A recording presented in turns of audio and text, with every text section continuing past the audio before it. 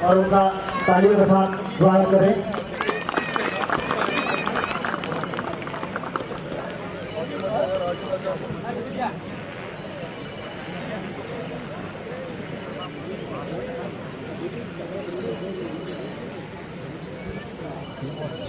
ये दर्शक के साथ खड़े ना हो, तालियों के साथ लोग का उत्साह करें।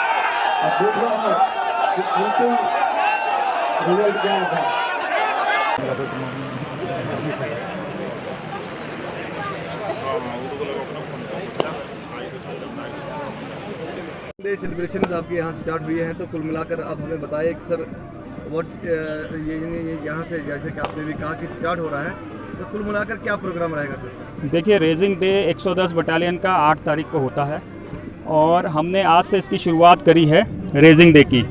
और ये शुरुआत इस मेले से हुई है जो कि हम 110 के हेडक्वार्टर में कर रहे हैं।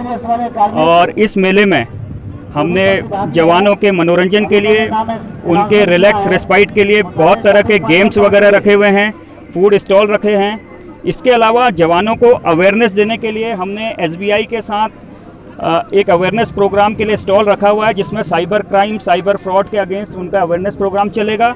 और आयुष के साथ एक स्टॉल रखा हुआ है, जिसमें वो यहाँ पर होने वाली अलग अलग बीमारियों के बारे में और उनके ट्रीटमेंट के बारे में जवानों को अवेयर करेंगे। और ये पूरा प्रोग्राम हमारा 1 हफ्ते तक चलेगा। आज मेला है, इसके बाद फिर हम प्लांटेशन ड्राइव करेंगे और उसके बाद एक फ्री मेडिकल कैंप आसपास के एरिया के लोगों के लिए करेंगे। इसके अलावा अलग अलग गेम्स हम ऑर्गेनाइज करेंगे अपने जवानों के लिए। और लास्ट में 8 तारीख को कल्चरल प्रोग्राम के साथ इस पूरे रेजिंग वीक का हम समापन करेंगे। सर, जो रेजिंग डे का जो समापन होगा उस दिन कोई मेहमान जो है अधिकारी, आला अधिकारी इसमें शिरकत करने के हैं? देखिए, ये डिपेंड करेगा कि हमारे उच्च अधिकारी अगर उस दिन फ्री हो पाते हैं तो कोशिश हमारी यही रहेगी कि उच्च अधिकारी भी इस प्रोग्राम में मौजूद रहें और हमारे सभी जवानों का जो है मनोबल बढ़े और उनका हौसला अफजाई हो। तो आवाम के लिए सर क्या कुछ पैगाम रहेगा? क्या उनको भी आप दावा दे रहे हैं इनका जो आपका रेजिंग डे सेलिब्रेशन? देखिए, आज के इस रेजिंग डे सेलिब्रेशन में हमारे लेखपुरा एरिया, पामपोर एरिया और हमारा जितना भी एरिया पड़ता है उसमें जितने स्कूल्स हैं उसमें से बच्चे आए हुए हैं। आसपास के हमारे जितने लोकल लोग हैं उनको हमने इनवाइट किया है, वो भी इस मेले में हैं। और साथ ही हमारे जो सिविल डिपार्टमेंट्स हैं उनके कर्मचारी अफसरान भी यहाँ पर कुछ आए हैं, कुछ आने वाले हैं। तो हमारा कोशिश यही है कि सब मिल के इस रेजिंग डे को मनाएं, पूरे माहौल एक खुशनुमा माहौल रहे और एक अमन और चैन का जो है ये पैगाम जनता तक पहुंचाए। थैंक यू जी सर, आपका नाम और आज जो इवेंट है उस बारे में? जी, मेरा नाम निरीक्षक GD श्रवण यादव है। मैं 110 बटालियन में इस समय तैनात हूँ लेथपुरा में। और आपको पता है, लेथपुरा एक ऐसी धरती है जहाँ का केसर पूरी दुनिया में मशहूर है।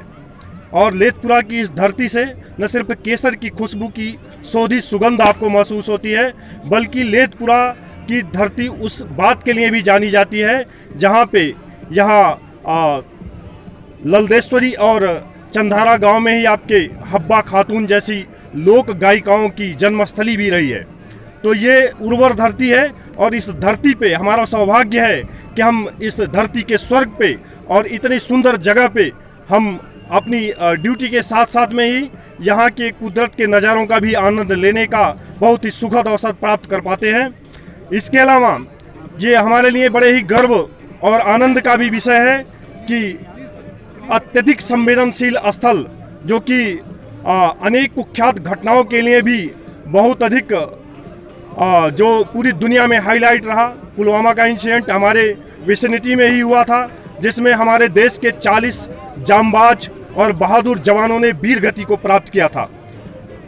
हम उसी NH-44 की हिफाजत करते हुए भी, अपनी संवेदनशील ड्यूटी करते हुए भी, इस NH-4 पे रहते हुए भी इतने कठिन परिस्थितियों के बावजूद भी हम यहाँ पे इस तरह के सांस्कृतिक कार्यक्रमों का भी आयोजन करवाने में सफल हो सके हैं, जिसके पीछे हमारे बटालियन के कमांडेंट महोदय आदरणीय श्री योगेश पुरोहित सर की प्रेरणा और उनके मार्गदर्शन की वजह से यह संभव हो पाया है।